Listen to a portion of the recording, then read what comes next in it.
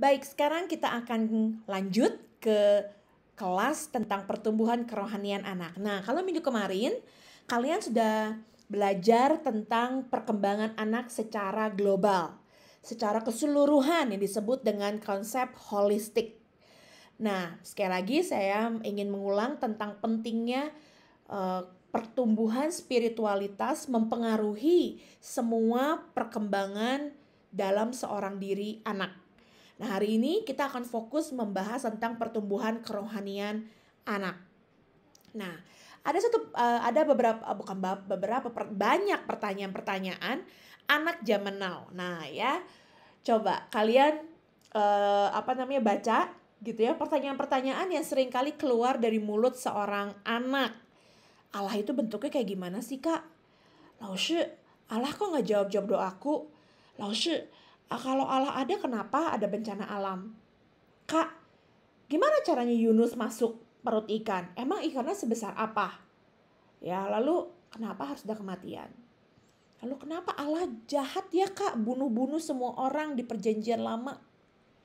Itu hanya sebagian kecil pertanyaan-pertanyaan yang mungkin muncul dari mulut anak-anak. Tapi pertanyaan saya, susah nggak jawabnya? Nggak hanya itu, pertanyaan-pertanyaan anak zaman ini mempengaruhi juga guru-guru sekolah minggu zaman now. Mari kita lihat, anak guru-guru zaman now juga banyak sekali pertanyaan. Apa yang harus diajarin di kelas bayi? Pusing. Terus kenapa ya anak-anak di kelas saya nggak mau dengerin saya? Padahal saya udah gila. Padahal saya udah berusaha yang terbaik gitu ya. Terus ini salah satu judgment gitu ya, penghakiman dari guru-guru zaman now. Anak-anak zaman sekarang semuanya hiperaktif ya. Atau autis ya. Hati-hati ya, ini dua terms yang sering kali keluar tercetus gitu aja dari mulut guru-guru. Hyperactive, autis, padahal belum tentu. Lalu ada satu tendensi juga melihat bahwa sekolah minggu sekarang udah gak menarik. Dibanding gadget yang mereka punya, sekolah minggu gak ada apa-apanya. Pesimis sekali. Ya, lalu masuk ke ujung-ujungnya spiritualitas anak-anak zaman now sangat lemah. Apakah itu kenyataannya? Ya, saya hari ini ingin membuat kalian lebih merefleksikan apakah memang semua yang terjadi saat ini membuat anak-anak lebih turun kualitas spiritualitasnya. Mari kita lihat sedikit dari minggu kemarin yang kita bahas tentang pertumbuhan kerohanian anak. Pertumbuhan kerohanian anak ini sangat akan mempengaruhi pendidikan holistik yang kemarin saya pernah bahas. Mari kita lihat kenapa harus ada pertumbuhan kerohanian. Jadi memang dari umur 0 sampai 14, makanya disebut dengan adanya 4-14 windows, berkata bahwa perkembangan anak itu yang paling mudah untuk dimasuki konsep tentang kerohanian, konsep tentang Allah, konsep kepercayaan itu tuh dari umur 4 sampai 14 tahun. Nah, yang paling penting yang saat ini akan saya sampaikan adalah bagaimana caranya kita mengembangkan kerohanian anak-anak itu sehingga anak-anak bisa menjalin hubungan dengan Tuhan Allah yang abstrak, yang tidak terlihat itu. Bagaimana anak-anak bisa tahu bahwa ada Allah, bahwa ada seorang pribadi yang memperhatikan mereka. Nah, ini gak mudah, karena Allahnya gak kelihatan. Banyak sekali pertanyaan-pertanyaan, apa sih bagaimana caranya memperkenalkan Allah yang tidak terlihat kepada anak-anak yang sangat visual. Nah, mari kita lihat satu pernyataan dari Wayne Oates. Dia berkata seperti ini, salah satu kebenaran terbesar yang kita peroleh melalui penelitian tentang perkembangan kepribadian atau perkembangan keseluruhan ya anak-anak, bahwa agama dikomunikasikan dengan cara yang berbeda-beda, pada tahap yang berbeda-beda pula, sesuai dengan perkembangan individu itu sendiri. Seluruh masalah keagamaan itu terdiri dari hal yang membukakan pintu dari masa kanak-kanak untuk sampai kekekalan. Jadi jangan pernah berpikir bahwa anak-anak tidak usah diajarkan tentang spiritualitas. Ya. Karena apa? Sejak dari kecil mereka harus tahu adanya Allah, keberadaan Allah yang abstrak itu melalui kita. yang terlihat oleh anak-anak. Ya, yang paling kita melihat ya, yang paling gampang, yang bukan paling gampang, paling jelas kita lihat dalam Alkitab di Matius, di Lukas, di saat Tuhan Yesus mengajar anak-anak. Ya, Tuhan Yesus adalah satu pribadi yang sangat lekat di dalam hati anak-anak, karena di saat pengajarannya dia, anak-anak tuh banyak kumpul. Bahkan di saat, ingat ya cerita tentang waktu Tuhan Yesus mengajar, yang memberikan makan untuk bisa dibagi-bagikan adalah makanannya anak kecil. Jadi kemungkinan besar pengajaran Tuhan Yesus itu sangat unik, sangat menarik, sampai anak-anak juga mau mendengar. Oleh sebab itu di Matius 19 dia tidak menahan anak-anak untuk datang kepadanya. Sampai di saat murid-muridnya berusaha untuk mengusir, Yesus berkata seperti ini, biarkanlah anak-anak itu. Jangan menghalangi mereka. They are so precious, sangat berharga, sampai Yesus berkata mereka adalah yang empunya kerajaan sorga. Dan tidak hanya itu, Yesus juga melakukan gesture. Gesture itu gerak tubuh atau satu kegiatan yang saat itu sangat tidak umum dilakukan. Dia mengangkat anak, meletakkannya di di pangkuan dia, dan dia meletakkan tangannya di atas mereka dan memberkati anak-anak. Sangat luar biasa betapa sekali lagi Tuhan Yesus melihat bahwa anak-anak itu begitu berharga, dan sejak dari kecil mereka harus ngerti, harus tahu yang namanya Taurat, yang harus tahu namanya kebenaran Allah. Dan sekali lagi kalau kalian ingat kelas tentang anak-anak dalam Alkitab, Allah berkata bahwa segala sesuatu yang diajarkan kepada yang dewasa harus diturunkan kepada anak-anak. Ya, jadi oleh sebab itu pelayanan spiritualitas anak-anak itu harus dimulai sejak dari kecil. Tetapi ya, be careful, hati-hati. Kalau kamu salah mengajar anak, kamu akan salah mengajar anak sampai kekekalan. Ya. Matius 5-18, 5-6 berkata, barang siapa menyambut anak seperti ini dalam namaku, yang menyambut aku. Tetapi barang siapa menyesatkan salah satu dari anak-anak kecil ini yang percaya kepadaku, lebih baik baginya jika batu kilangan diikatkan di lehernya, ditenggelamkanlah ke dalam laut. Intinya apa? Kalau kita nih semua, termasuk saya juga, salah mengajarkan anak, dosanya itu ke kita. Ya. Bahkan kalau bisa jangan deh, kalau misalnya kamu gak ada beban mengajar anak, jangan ngajar deh. Karena kalau salah, itu kan salah selamanya. Kalau seorang anak tahu bahwa buah yang dimakan oleh Hawa itu adalah apel, dia selamanya akan benci namanya apel. Ya. Kalau dia selalu berpikir bahwa yang memakan Yunus adalah ikan paus, dia akan selalu berpikir Alkitab tuh bohong, gak mungkin yang namanya paus bisa makan manusia, kecil ikan paus. Ya, jadi jangan sampai salah, sesat, lebih baik kamu ditenggelamkan ke dalam laut. Kalau begitu, bagaimana caranya kita mengajarkan satu konsep yang begitu abstrak, yang bahkan mungkin di antara kita belum berkembang spiritualitasnya?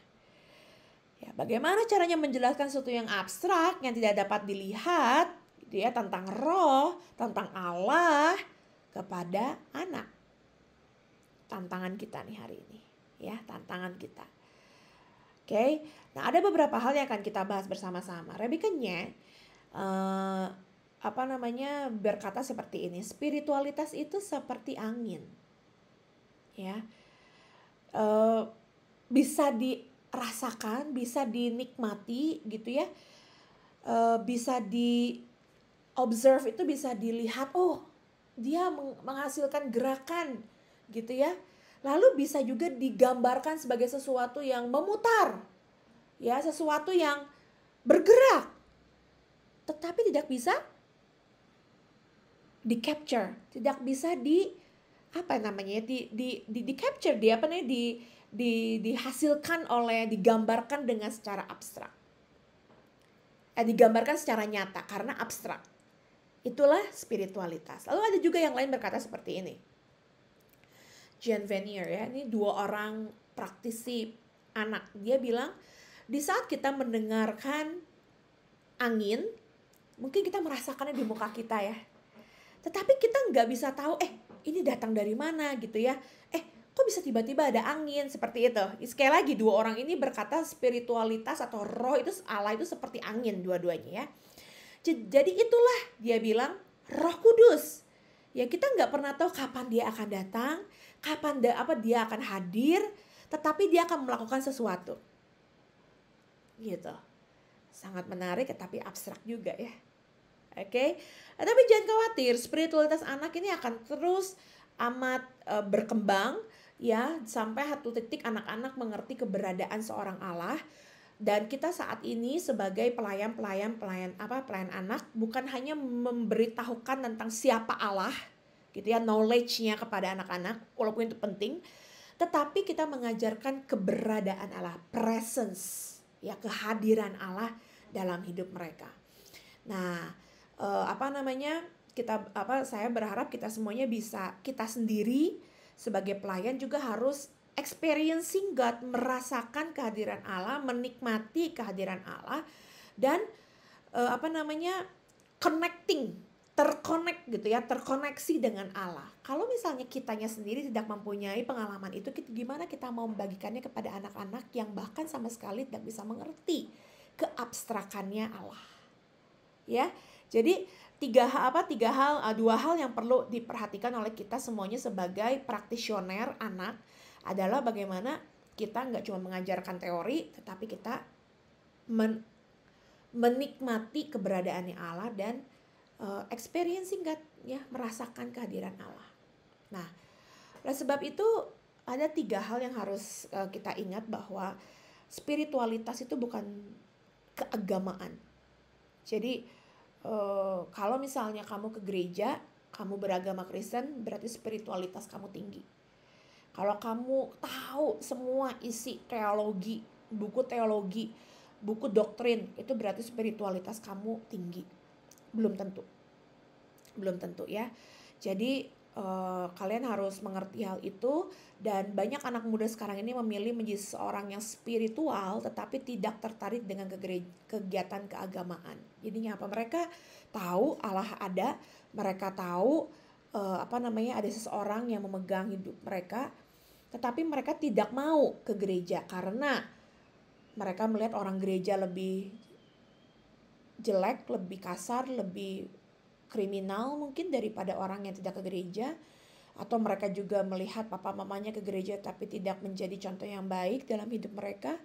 Banyak alasan, dan bilangan riset bilangan ya, mereka menuliskan banyak fakta-fakta tentang hal ini. Jadi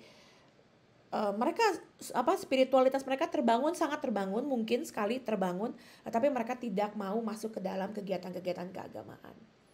Nah, oleh sebab itu akhirnya sangat sulit ya untuk membangun yang namanya formasi spiritualitas kepada anak. Karena sekali lagi anak-anak melihat keberadaan Allah yang abstrak itu dalam diri manusianya, dalam diri kita sebagai orang dewasa. Nah, kalau gitu bagaimana? Fowler ya, James Fowler ini salah satu seorang peneliti tentang perkembangan iman. Dia bilang perkembangan iman anak sampai dewasa tuh ada step by stepnya gitu ya, ada tingkat-tingkatannya. Ini saya nggak akan bahas secara langsung, tetapi yang saya mau kasih tahu adalah bahwa setiap tahapan itu tuh perlu pendekatan yang berbeda-beda. Seperti contohnya ya, umur 0 sampai 1. Mereka nggak mengerti tentang iman, pasti masih bayi, tetapi mereka butuh yang namanya love, kasih, pelukan gitu ya, kepercayaan. Kalau misalnya mereka nangis, mereka dideketin. Kalau mereka nangis, mereka dikasih susu. Kalau mereka nangis, mereka diempok, diangkat gitu, seperti itu ya. Lalu kalau mereka umur 1 sampai 6 TK ya, bagaimana perkembangan imannya, mereka bisa merasakan kehadiran Tuhan adalah dengan adanya orang dewasa yang hadir dalam hidup mereka. Parental behavior ya, yang membuat mereka mengerti Tuhan, ada orang dewasa yang berkata kepada mereka, Tuhan hadir loh di sini. Yuk kita berdoa, yuk kita menyanyikan pujian, yuk kita menangis gitu ya. Apa-apa menangis, it's okay kita ya, tapi Tuhan akan jagai kita. Ada orang-orang yang diperlukan di masa ini. Di saat mereka udah lebih dewasa, di SD, mereka lebih bisa melihat dan menerima yang namanya ada suatu kuasa besar gitu ya. Wah, Allah berkuasa. Wah, ternyata ada Tuhan Yesus bisa meredakan angin ribut. Wah, ternyata memang luar biasa ya, ada yang menyelamatkan orang-orang yang kecelakaan. Seperti itu. Jadi mereka sudah mulai percaya dengan ada namanya Allah dan kuasa di belakangnya. Lalu kalau yang udah lebih besar lagi, SMP, mereka akan banyak bertanya. Ya, kenapa begini? Kenapa begitu? Karena banyak konflik dalam hidup mereka ya, karena anak remaja. Semakin besar gitu ya, dianggap ini 16 ke atas sudah dewasa, mereka sudah lebih percaya, lebih kuat ya, dan mereka bisa mempertanggungjawabkan iman mereka, memproklamirkan bahkan iman mereka, saya Kristen, saya percaya Tuhan Yesus. Ya, walaupun mungkin imannya bisa up and down and shake gitu ya, tapi mereka sudah lebih kuat imannya. Sekali lagi, kalian baca lagi apa namanya perkembangan iman ini dan kalian bisa melihat perbedaannya dari tahun ke tahun. Oleh sebab itu mengapa 414 Windows berkata di umur 4 sampai 14 itu adalah waktu yang tepat untuk kita bisa membagikan firman Tuhan dan memastikan mereka menerima Yesus sebagai juru selamat. Ya, ini dari yang tadi ini saya mengembangkannya diambil dari bahannya Pak Ishak Suhonggo. Apa saja sih yang metode yang dianjurkan, lalu siapa saja orang-orang yang penting gitu ya. Kalian bisa lihat di sini, tapi ini saya ambil hanya untuk bagian kurang lebih sampai umur 12 gitu ya, sampai umur 12. Kalian baca lagi sendiri, saya nggak akan membahas ini lebih lanjut. Nah, ada beberapa contoh, saya ambil contoh ini dari sebuah buku yang menceritakan tentang seorang suster yang mempersiapkan anak-anak yang sedang sakit terminal. Jadi yang sudah yang kena kanker, yang siap menunggu hari untuk mereka dipanggil Tuhan, atau anak-anak yang cacat. Nah, dia membuat satu eksperimen dengan anak-anak itu dan meminta mereka untuk menggambarkan siapa Tuhan. Nah, ini hasilnya. Gambar yang ketiga, Fred, seingat saya dia umur 5, dia bilang bahwa Allah itu pakai celana panjang, pipinya gemuk dan mempunyai jambang. Jadi dia menggambarkan Allah seperti kakeknya dia yang sangat mengasihi dia.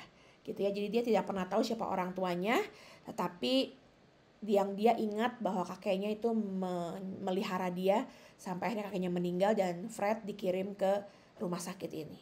Jadi sekali lagi ya, seorang anak melihat Allah di dalam diri seorang dewasa. Lalu Melanie, dia menggambarkan Allah itu seperti kemeja lurik dan dia sedang melambaikan tangan kepada seseorang. Ya, Melanie ini papahnya di penjara dan dia beberapa kali datang ke penjara untuk bertemu dengan papahnya. Jadi dia sangat sayang kepada papahnya dan dia menggambarkan Allah itu seperti papahnya yang memakai baju penjara dan melambaikan tangan kepada dia. Sangat sedih ya. Ini hanya contoh kecil, bukunya kalian bisa pinjam, ada nanti ya kalau kita bertemu kita bisa pinjam. Banyak sekali contoh-contohnya. Contoh yang lain adalah tentang menggambarkan Roh Kudus ya. Karena gambar 21 kita abaikan dulu. Gambar 22 ya. Roh Kudus itu seperti lingkaran di luar gitu ya, yang lingkaran yang di luar adalah kuasanya. Ini umur 8 tahun. Ya, jadi ada yang bilang Allah itu roh ini seperti batu gitu ya, lalu ada seperti kilat. Jadi mungkin tuh gambaran mereka karena mereka baca buku, kartun gitu ya, atau nonton film. Jadi power, kuasa. Jadi setelah mendengar apa itu Roh Kudus, mereka langsung ingatnya gambar-gambar seperti ini. Jadi oleh sebab itu kalau kita melihat kondisi seperti ini, kita melihat bahwa anak-anak ini sudah mulai meraba ya, sudah mulai bisa melihat bahwa ini apa ya gitu, apa yang bisa kita kerja, apa yang anak-anak lihat. Ternyata mereka melihat dari sisi orang dewasa. Orang dewasanya baik, berarti Allah juga baik. Kalau orang dewasa suka mukul, berarti Allah juga suka mukul. Nah, seperti itu. Nah, oleh sebab itu hari ini saya ingin memastikan kita semuanya bisa sepakat gitu ya untuk mengembangkan pelayanan anak ini melalui kegiatan-kegiatan yang juga bisa mengembangkan spiritualitas anak-anak. Yang saya bagikan ini adalah cara-cara yang begitu mudah, begitu bisa dilakukan di keseharian, dan bukan sesuatu yang layang-layang jadinya gitu ya. Nah, yang pertama, mengembangkan spiritualitas anak melalui literatur. Banyak sekali buku-buku, ini saya ambil beberapa saja gitu ya, belajar ABC, belajar kata, belajar huruf itu dari benda-benda di Alkitab ya. Lalu ada ini ayat-ayat Alkitab di Mazmur gitu. Lalu ini ada belajar alfabet dengan simbol-simbol kekristenan. Itu juga bisa ya, ini untuk anak-anak yang kecil terutama. Lalu anak-anak yang sudah besar, kita bisa kasih mereka buku-buku yang menarik. Saya sangat suka Dr. Seuss. Ya, Gospel according to Dr. Seuss. Dia tuh kucing yang warna merah ini, Dr. Seuss. Lalu ada juga buku Winnie the Pooh, Mickey Mouse, ya, Disney. Dia ngomongin soal faith, trust, and pixie dust. Ini untuk anak-anak SD, ya.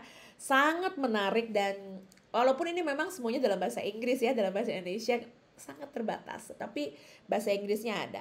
Kalau yang sudah lebih besar, SMP, SMA, mereka bisa baca ini Gospel According to Simpsons, Starbucks and Theology, lalu Harry Potter, Peanuts, this is my favorite too, Snoopy, lalu Tolkien, The Lord of the Rings, ya.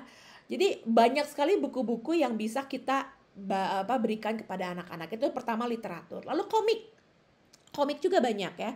Saya suka Snoopy, saya bilang gitu ya. Terus dia bilang ini tentang, kamu tahu nggak sih Alkitab itu ada 3.566.480 kata. Lalu ada huruf. Lalu 773.893 kata.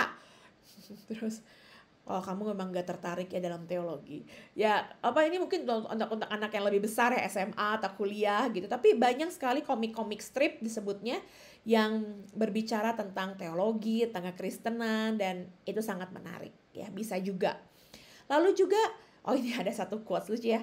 There is no better teacher than the Holy Spirit, and no better text than God's words. Amen.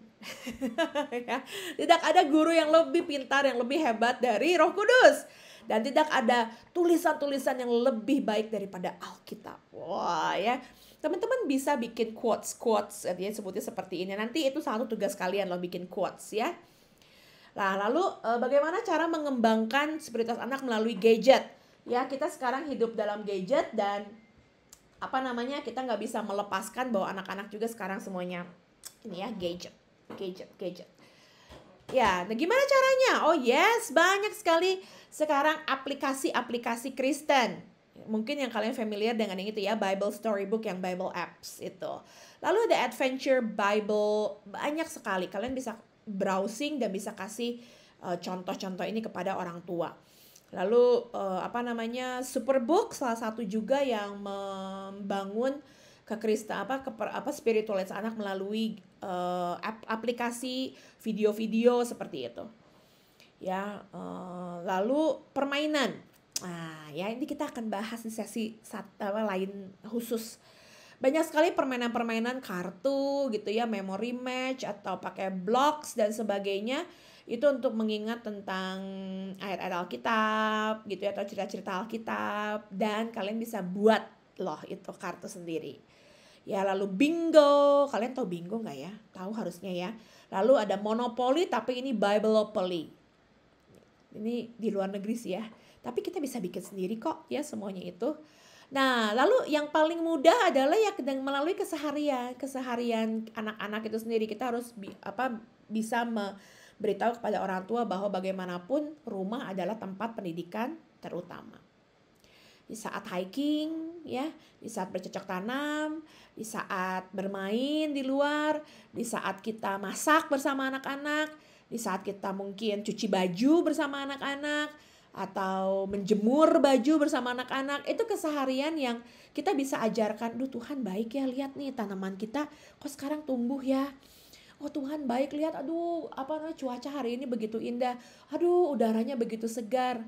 Kalau kita lagi bermain itu senang ya Tuhan menyediakan tempat buat kita bermain. Kita bisa menggambarkan Tuhan itu melalui sekeliling kita. Matahari, bulan, bintang, tanah, binatang, tumbuhan, semuanya itu karya Tuhan yang menggambarkan keberadaan Tuhan. Itulah spiritualitas, ya. Nah, minggu kemarin saya sudah bahas bukan tentang ini bagaimana Tuhan Yesus itu bertumbuhnya secara holistik. Nah, kita juga harus sekali lagi saya ingatkan, mari kita tumbuhkan spiritualitas anak ini secara holistik. Di saat dia bertambah hikmat, bertambah pengetahuan dia akan Allah, dia bertambah besar secara fisik, dikasihi manusia dan dikasihi oleh Allah. Itu konsep yang harus selalu kita bawa bersama-sama ya. Nah, anak-anak ini dapat bertemu dengan Tuhan dalam setiap aspek kehidupan mereka, dalam setiap tingkat iman mereka. Ini adalah konklusi. Bukan hanya belajar tentang siapa, tetapi mempercayai kehadirannya. Lalu proses mengenal Tuhan ini adalah proses seumur hidup. Jadi jangan pernah menyerah guru-guru ya. Jangan pernah menyerah kalian sebagai mahasiswa teologi. Tidak ada yang instan. Kalau yang instan gak akan bertahan lama. Tetapi ini adalah proses seumur hidup. Oke, dan mereka yang paling utama di akhirnya mereka bisa merasakan Tuhan dalam hidup mereka. Dan mereka gak pergi kemana-mana. Mereka tetap mencari Tuhan. Ya. Terakhir, saya ingin membaca satu bagian ini dengan perlahan-lahan supaya kalian bisa meresapinya dengan baik. Daripada mempersiapkan pembelajaran anak yang berfokus kepada pembelajaran keagamaan yang secara teori banget, lebih baik mengajak mereka ikut langsung praktek. Mengikut sertakan anak-anak ke dalam kegiatan kita sebagai orang percaya sehingga mereka bisa melihat Allah melalui kita. Di mana mereka dapat mengenalnya lebih jelas, dapat mengasihinya lebih sungguh, dan mengikutinya lebih dekat. Jangan mengajarkan teori lagi, jangan mengajarkan lagi hafalan-hafalan, gitu ya. Terutama anak yang lebih besar. Tetapi mari kita bawa mereka untuk ikut dalam keseharian mereka, di mana mereka bisa melihat Allah lebih jelas, ya. Mengasihinya lebih sungguh dan mengikutinya lebih dekat. Proses seumur hidup. Selamat berefleksi. Oke, saya tunggu refleksi kalian dan kita akan bertemu di kelas berikutnya. God bless you.